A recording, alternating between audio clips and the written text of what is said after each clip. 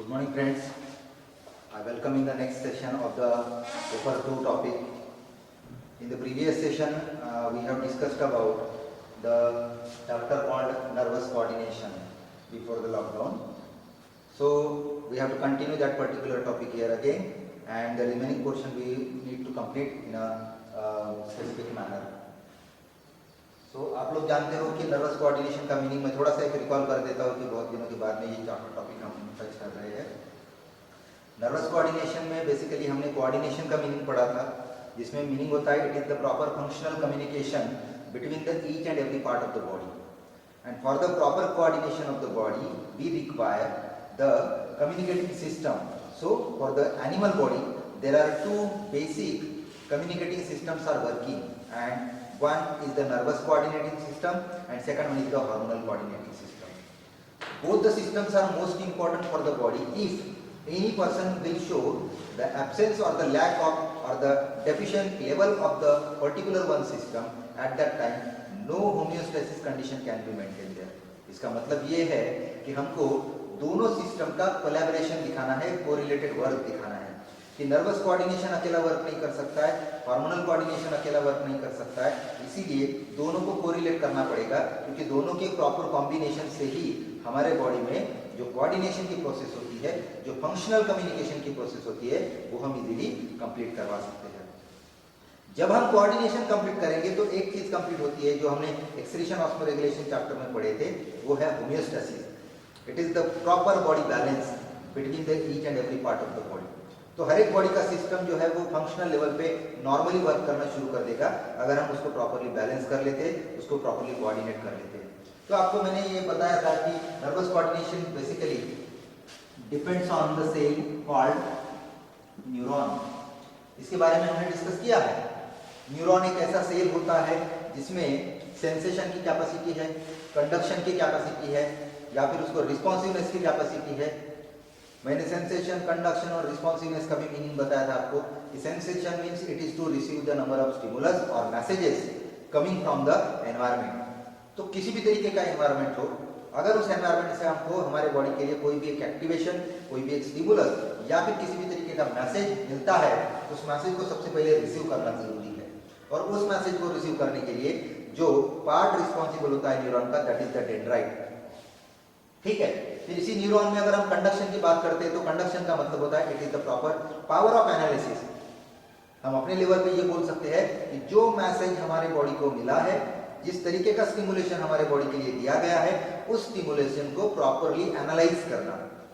जैसे प्रॉब्लम मिलता है तो उसको हम सॉल्व करते हैं, तो उसी के तरह से अगर हम देखेंगे तो जो भी स्टिमुलस हमको मिला है, जो भी मैसेज हमको मिला है, उस मैसेज को प्रॉपरली एनालाइज करना, उसको प्रॉपरली अंडरस्टैंडिंग के प्रोसेस के थ्रू लाना, इसको हम बोलेंगे सेंस ऑफ कंडक्शन. तीसरी जो प्रॉपर्टी हम न्यूरॉन में देखते हैं वो है रिस्पॉन्सिवनेस.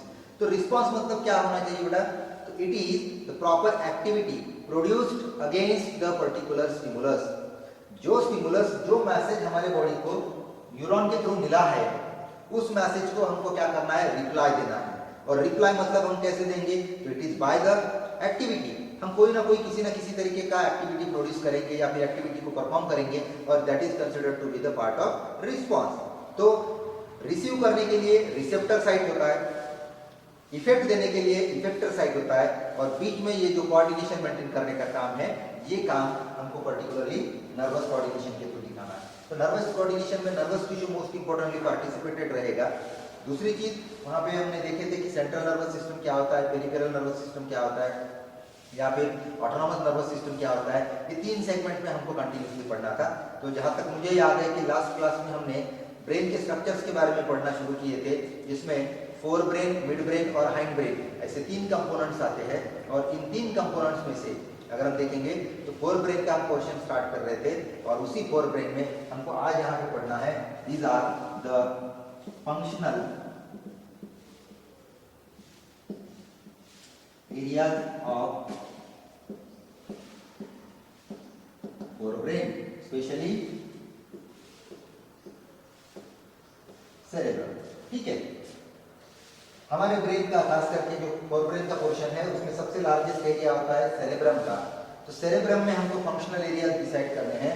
और फंक्शनल एरियाज को डिसाइड किया जाता है 4 अलग अलग सेगमेंट में, जिसमें मैं लिखूंगा यहाँ पे तो first one is frontal area, दूसरा कंसिडर करेंगे हम दैट इज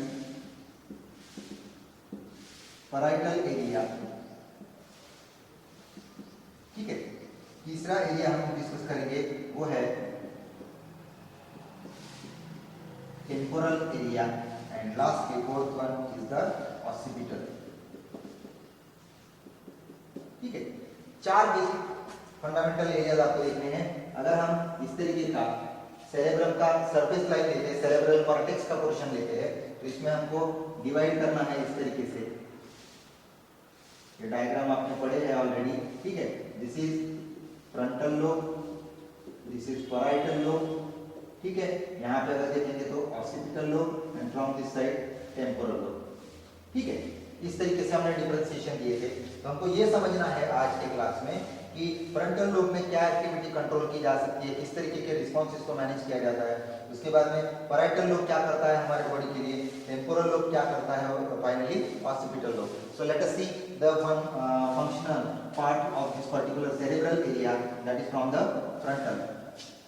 तो फ्रंटल एरिया में अगर आप देखेंगे तो यहाँ पे खास करके आपको 4 पर्टिकुलर एक्टिविटीज मिलेगी, 4 पर्टिकुलर और डिविजन्स मिलेंगे। मैं स्प्लिट करके बता रहा हूँ आप लोगों को। यहाँ पे पहला रहेगा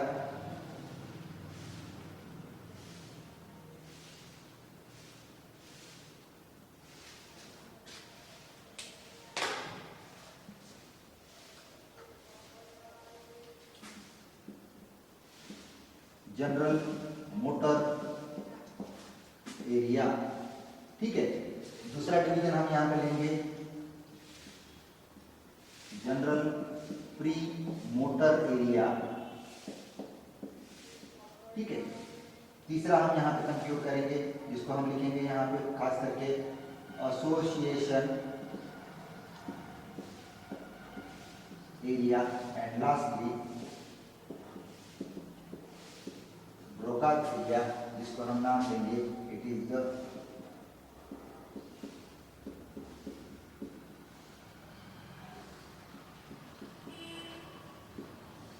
मोटर स्पीच एरिया। ये चारों पोर्शन जो है हम कहीं ना कहीं इस लोब में दिखाएंगे। तो आपको यहाँ पे इसके फंक्शनल एबिलिटीज को समझना है। पहला पार्ट अगर हम फ्रंटल एरिया के लिए देखेंगे तो जनरल मोटर एरिया मतलब क्या है, जहाँ पे हमारे बॉडी के जनरल रिस्पॉन्सेस को हम मेंटेन करते हैं। तो ऐसी कौन सा पोर्शन हो सकता है जो कि रिस्पॉन्सिवनेस के लिए है। तो मैंने आपको लास्ट क्लास में बताया था कि जो सेंसेशन होने के बाद जो रिस्पॉन्सेस प्रोड्यूस किए जाते हैं उसके लिए इफेक्टर साइट का होना जरूरी है। और ह्यूमन बॉडी में अगर हम खास करके बात करेंगे तो 2 effector sites most importantly participated रहेंगे। उसमें एक है मसल्स और दूसरे होते हैं ग्लैंड्स। जिस तरीके का भी रिस्पांस हमको चाहिए या फिर जिस तरीके का रिस्पांस हम प्रोड्यूस करेंगे वो कहीं ना कहीं एक तो मसल से मिलेगा या फिर कहीं ना कहीं ग्लैंड से मिलेगा। ग्लैंड से मिलता है जो सेक्रेटरी फॉर्मेट में रहेगा किसी न किसी लेवल पे, और मसल से कोई ना कोई मूवमेंट से रिलेटेड रिस्पांस आपको मिलने वाला है। स्पेशली जनरल मोटर एरिया में हम क्या देखेंगे, तो this area is specially involve in the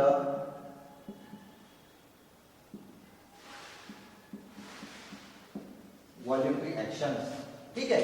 voluntary मतलब क्या होता है बेटा, इसका मीनिंग भी आप लोगों को पता है, हमने 11th में ही पढ़े हैं इसके बारे में ऑलरेडी। ये वॉल्यूंटरी मतलब it is under the regulation of our will power. हमारे ब्रेन के हायर सेंटर्स के कंट्रोल में रहने वाला हमारे विल पावर के अंडर एक्टिविटी जो रहती है उसको हम वॉल्यूंटरी एक्शन बोलते हैं। तो जितने भी वॉल्यूंटरी मसल्स की एक्टिविटी रहेगी उसको खास करके रिस्पॉन्सिवनेस में कन्वर्ट करने का काम यहाँ पे इस एरिया से किया जाएगा। तो this is the general motor area which control the voluntary actions of the body, means it directly have the coordination with voluntary muscle, that is skeletal muscle, ठीक है, जिसको हम striated muscle बोलते हैं। वहां पे इसकी एक्टिविटी आपको दिखानी है। दूसरी चीज थोड़ा सा डायग्राम रब कर देता हूं मैं। Coming to the second area, general premotor area, यहाँ पे आपने क्या ध्यान में रखना है, it control or coordinate the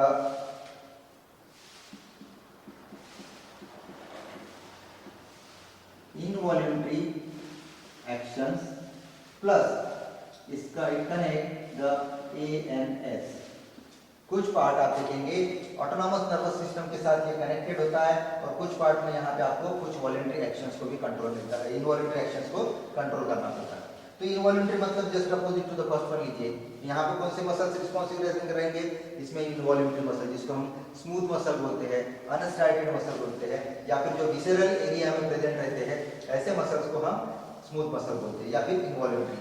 तो इनकी जो एक्टिविटी है वो हमारे ब्रेन के डायरेक्ट कंट्रोल में नहीं आता है, तो ये स्पेशली जो प्री मोटर एरिया है ये कुछ अमाउंट में आपको इनवॉलेंट्री एक्शंस को कंट्रोल करते हुए दिखाएगा, ठीक है, without knowing the proper functional main area of the brain.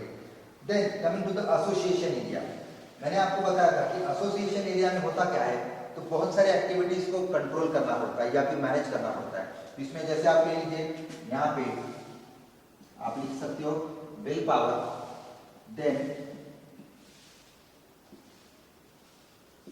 Judgement,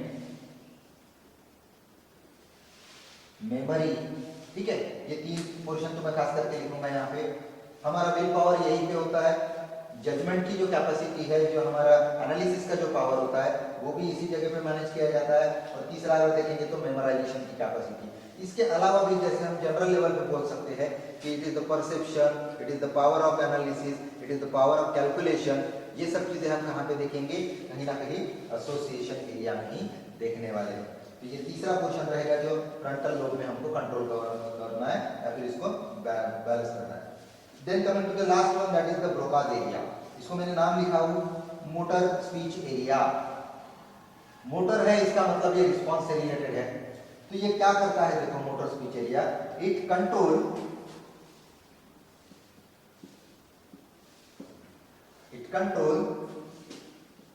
speech. Speech के लिए जो रिस्पॉन्स चाहिए वो कैसे मिलेगा, it is acting on the tongue,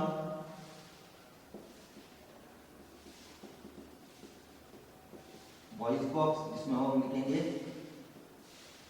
vocal cord and lips, ठीक है। स्पीच को प्रोड्यूस करने के लिए हमको जो रिस्पॉन्स चाहिए वो हम टंग के मूवमेंट से मेंटेन कर सकते हैं, वॉइस बॉक्स में जो वोकल कॉर्ड्स होते हैं उनके मूवमेंट को कंट्रोल करना पड़ेगा, और फाइनली लिप की मूवमेंट कंट्रोल करना पड़ेगा। जब तक ये तीनों पार्ट, लिप, लैरिंक्स में जिसमें हम बोलते हैं वॉइस प्रोड्यूसिंग साइड जो थी उसमें जो वोकल कॉर्ड्स होते हैं वो, और फाइनली टंग, तीनों की मूवमेंट जब तक कोऑर्डिनेट नहीं होगी, जब तक बैलेंस नहीं होगी, तब तक हमारा स्पीच का जो मैकेनिज्म है, जो स्पीच का जो रिस्पॉन्स होता है, जो हमारे बोलने की कैपेसिटी होती है वो प्रॉपरली नहीं होता है। आपने बहुत बार देखे भी होंगे, हम एक वर्ड हमेशा यूज करते हैं slipping of tongue. Slipping of tongue का मतलब क्या होता है, हम जल्दी जल्दी बोलते वक्त कभी कभी ऐसा हो जाता है कि एक आधा वर्ड जो है वो हमारा स्लिप हो जाता है। इसका मतलब क्या होगा कि कहीं ना कहीं अगर हम लॉजिकली देखेंगे तो यहाँ पे ये तीन पोर्शन या तीन साइड में कहीं ना कहीं कोऑर्डिनेशन लॉस होता है, इम्बैलेंस होता है। तो ये तीनों को कोऑर्डिनेट करना जरूरी है, तीनों को कनेक्ट करना जरूरी है, तीनों को बैलेंस करना जरूरी है, तब जाके हम यहाँ पे प्रॉपरली स्पीच के मैकेनिज्म को कंट्रोल कर सकते हैं। So this is all about related with the overview related to the functional areas of the cerebrum. तो cerebrum की जो हायर सेंटर्स है, functional part of the cortex region, ठीक है, उसमें आपको ये चार पोर्शन स्प्लिट करके बताना है। General motor area voluntary actions को कंट्रोल करेगा, pre motor area involuntary actions को कंट्रोल करेगा, देन एसोसिएशन एरिया जो रहेगा वो will power, judgement, memorisation, perception, analysis, इस तरीके की एबिलिटीज को वो मेंटेन करता है। फिर ब्रोकाज एरिया अगर हम देखेंगे यहाँ पे स्पेशली क्या कंट्रोल किया जाता है, स्पीच को कंट्रोल किया जाता है, जिसमें हम कोऑर्डिनेशन मेंटेन करेंगे, टंग, वॉइस बॉक्स, या फिर जिसमें वोकल कॉर्ड हम बोल सकते हैं, एंड मूवमेंट ऑफ लिप्स, ठीक है। तो ये हो गया है पहला वाला एरिया जो कि हमारे फंक्शनल पार्ट में हम इंक्लूड कर सकते हैं। Now moving to the second one,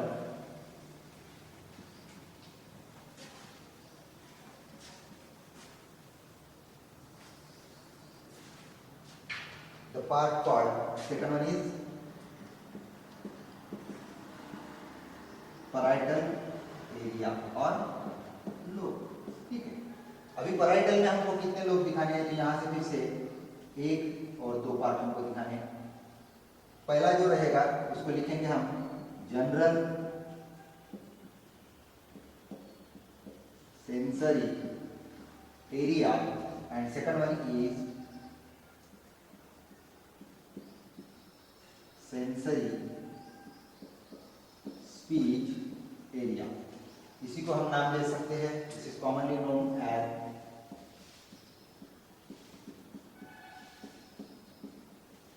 Wernicke's area. ठीक है, ये साइंटिस्ट का नाम है जिसने इसको आइडेंटिफाई किया था, रिकॉग्नाइज किया था। अभी इसके लिए फंक्शनल पार्ट में हम देखेंगे कि क्या क्या फंक्शन को ये कंट्रोल कर सकता है। तो यहाँ पे देखिए नाम इंडिकेट कर रहा है general sensory area.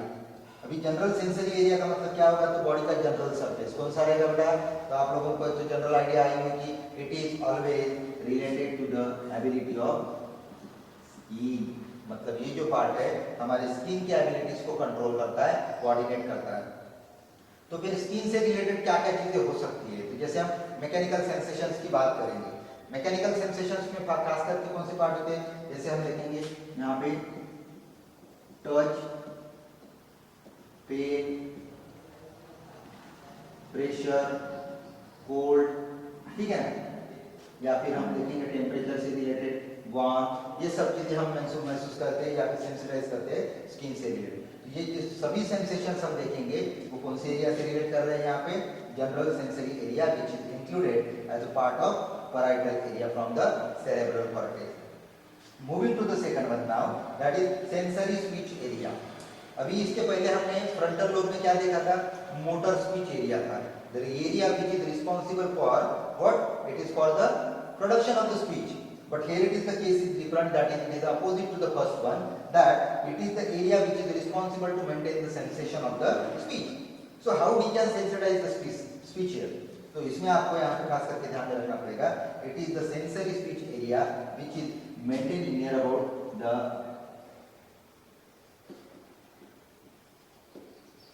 Understanding of language. आपको पता है कि अगर एक एग्जाम्पल लेके देखते हैं कि मैं अगर आपके साथ हिंदी में बात कर रहा हूँ, तो आपको अगर कोई क्वेश्चन पूछा जाता है तो आप लोग क्या करेंगे, हिंदी में रिस्पॉन्ड करेंगे, बराबर है। इसका मतलब क्या हो गया, जो स्टिमुलस मैंने आपको दिया हूँ वो एक लैंग्वेज के हिसाब से दिया हूँ और उसी लैंग्वेज के हिसाब से आपने उसको परसेप्ट किया या फिर उसको एनालाइज किया and finally the response is produce in the form of speech. आप लोग भी बोल के उसको आंसर कर लेते हो। अगर शायद मैं किसी दूसरे अलग लैंग्वेज में आपको क्वेश्चन करूंगा, जैसे कंसिडर करो कि तेलुगु हो गए या फिर कन्नड़ होगी, इस लैंग्वेज में अगर मैं आपको क्वेश्चन करता हूँ तो आपको अगर उसका अंडरस्टैंडिंग नहीं होगा तो can you answer that particular question, not possible. तो इसका मतलब क्या है कि जो भी हम बोल रहे हैं या फिर दूसरे किसी पर्सन से जो भी हम अंडरस्टैंडिंग ले रहे हैं वो किसकी ले रहे हैं, तो लैंग्वेज की अंडरस्टैंडिंग ले रहे हैं। और उसी लैंग्वेज को जब हम अंडरस्टैंड करेंगे, उस स्टिमुलस को जब हम रिसीव करेंगे तो फाइनली हमारे स्पीच को हम स्टिमुलेट करते हैं, बराबर है। जैसे मैं अगर आपके साथ में बात कर रहा हूँ तो एक लैंग्वेज में बात कर रहा हूँ, उस लैंग्वेज को आप लोग समझते हो, उसको अच्छे से पहचानते हो, इसका मतलब उसका अंडरस्टैंडिंग आपके ब्रेन के थ्रू हो रहा है और उसी लैंग्वेज का रिस्पॉन्स आप भी क्या करते हो, मेरे से बात करके करते हो।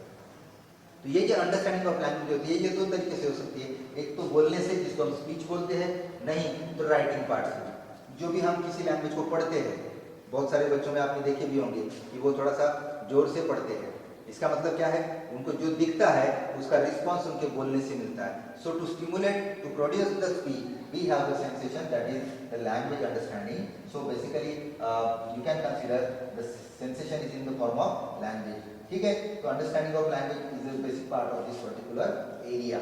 तो पैराइटल लोब जो है वो प्योरली सेंसरी एरिया है, दोनों में आप देखेंगे तो सेंसेशन का काम किया जाता है। इसके पहले का जो एरिया हमने पढ़े थे फ्रंटल लोब, वो प्योरली आपको मोटर एरिया दिखेगा, इसमें रिस्पॉन्सेस को कंट्रोल किया जाता है। तो ये हो गया second question. Now moving to the third one.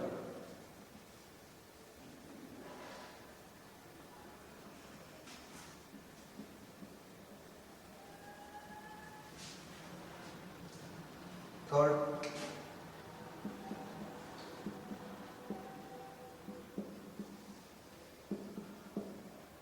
Temporal lobe. यहाँ पे भी फिर से हमको स्प्लिटिंग करके पढ़ना है, तो तीन पार्ट हम देखेंगे। एक रहेगा यहाँ पे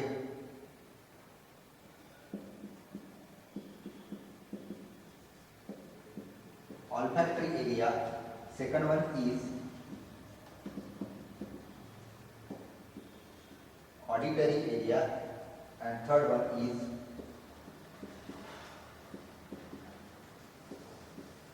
gustatory area, ठीक है। इसका मीनिंग समझ लीजिए पहले।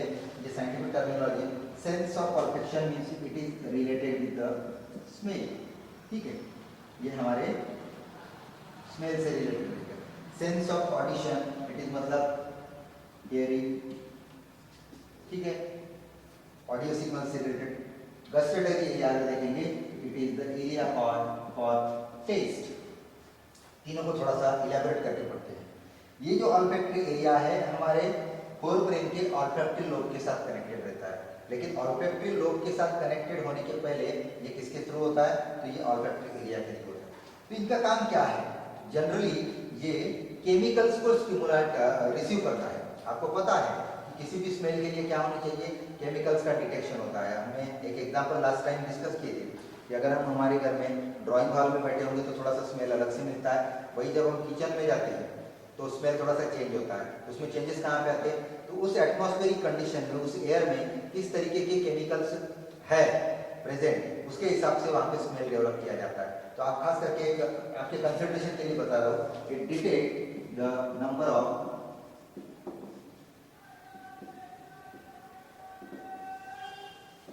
वोलेटाइल केमिकल्स, ठीक है, जो वोलेटाइल गैसेस स्टेट में केमिकल्स होते हैं उनका डिटेक्शन हम इस एरिया में कर सकते हैं, जो कि स्मेल के लिए जरूरी है। देन सेंस ऑफ ऑडिशन, यहाँ पे हम क्या देखेंगे, हियरिंग कैपेसिटी, हमको सुनाई देता है, कोई भी जब बात करता है, कोई भी साउंड आता है, तो साउंड के डिटेक्शन के लिए हम यहाँ पे देखेंगे। तो इसके हिसाब से हम यहाँ पे लिखेंगे, इट इंडिकेट और it receive what,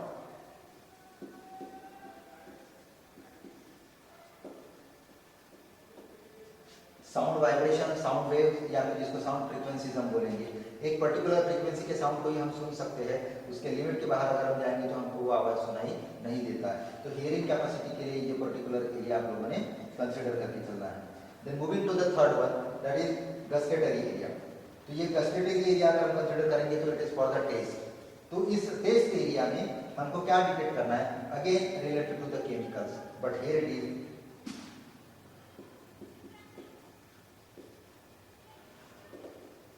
solid chemicals और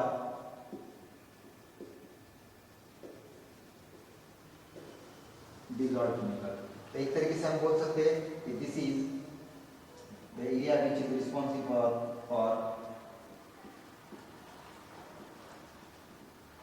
ठीक है, कौन से सेंसेशन होते हैं, केमिकल सेंसेशन होते हैं। और केमिकल सेंसेशन में यहाँ पे रिसीव करने की कैपेसिटी कौन से केमिकल के लिए दी गई है, सॉलिड केमिकल या फिर डिसॉल्व्ड केमिकल। तो ये अगर हम देखेंगे तो तीनों पोर्शन, ऑल्फैक्टरी, ऑडिटरी और गस्टेटरी एरिया, ये हमारे टेस्ट बर्ड के साथ में कनेक्टेड रहेगा। इसको भी लिख देते हैं, टेस्ट बर्ड ये कहाँ पे कनेक्ट रहेगा, ये हमारे नोज के साथ कनेक्टेड रहेगा, ठीक है, और ये हमारे इंटरनल ईयर के साथ में कनेक्टेड रहेगा। तो ऐसे तीन अलग अलग साइड, तीन अलग अलग एक्टिविटीज और तीन अलग अलग सेंसेशन को हम यहाँ पे बता सकते हैं। तो this is all about related with the temporal lobe, और ये भी अगर हम देखेंगे तो प्योरली सेंसरी पार्ट हो जाता है, ठीक है। तो अभी हम देखेंगे हमारे ह्यूमन बॉडी के लिए 5 सेंसरी ऑर्गन्स है, स्किन, नोज, आई, ईयर और उसके बाद में टंग। तो उसमें से 4 हमने यहाँ पे कंप्लीट कर लिए, 3 तो एक ही जगह पे यहाँ पे, और एक हमने ऑलरेडी कंप्लीट किया है स्किन। जो नेक्स्ट वाला बचा है that is the occipital lobe, उसको हम नेक्स्ट क्लास में डिस्कस करेंगे। अगर आपको कोई डाउट्स होते हैं तो वो आप कांटेक्ट करके पूछ सकते हो, या फिर आप कमेंट सेक्शन में उसको पोस्ट कीजिए और बाकी हम उसको क्लैरिफाई करने की कोशिश करेंगे। So this is all about for the today session, ठीक है। तो यहाँ पे आपने इसको अच्छे से समझना है, पढ़ना है, और उसके बाद में अगर डाउट्स आते हैं तो क्लियर करना है। Thank you.